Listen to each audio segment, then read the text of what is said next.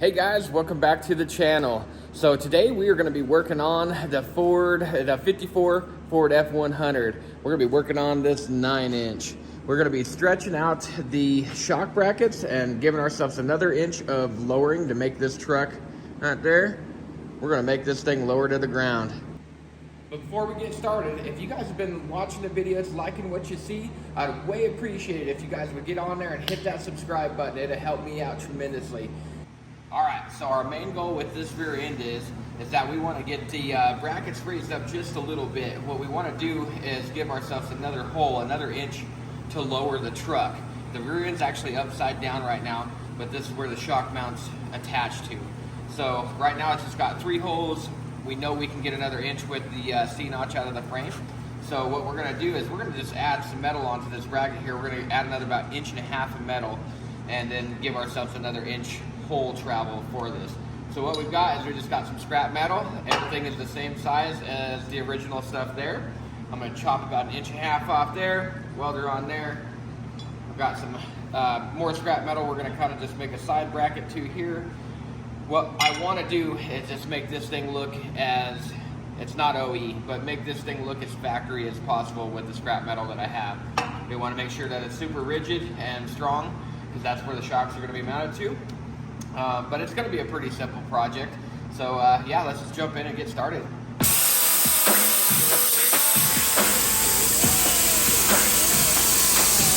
Alright, so we got all our little metal pieces cut. I've already got this side on here.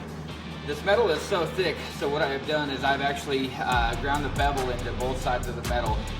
When it's this thick, welders won't penetrate all the way most of the time. So what you want to do is you want to grind yourself a little bevel to put that weld in to get good penetration, make sure this thing is going to hold. So what I've got is I've got my straight magnet. We're just going to put that up there and just magnet that guy on so it holds it right at, flush with the other one. And we're just going to give her a few tacks. Then what I'm going to do after I tack it is I'm going to drill my hole, because what I don't want to do is weld that full seam across, because my hole is going to go somewhere right in that seam.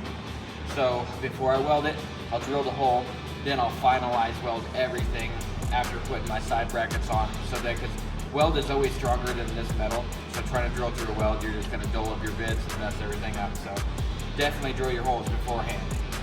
So we'll go ahead and just get this thing tacked on and we'll get to some drilling.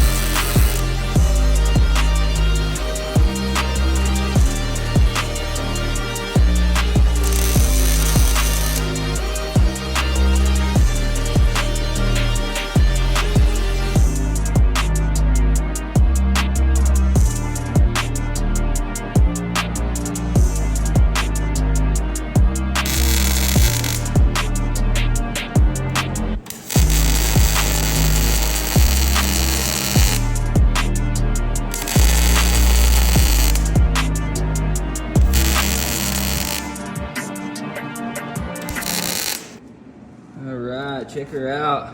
She is all finished up. I just did a bunch of grinding, getting it all cleaned up. Everything's looking good. It is just satisfying when you can get a job done and it almost looks like it was supposed to be that way. You know what I'm saying? Look at that. So next off, we have got to tear the rear end down, get the axles out of it, get the wheel wood brakes off it and tires off that. We're gonna leave the center section in it though, because we're just gonna take it over to Lane's and have him spray it black. So I don't think there's no real reason to take the center section out. So we'll just slide the axles out, get the tires off, and get all that stuff stored and put away. And this thing will be ready to head off to Lane's. So we'll tear this down and get her loaded up.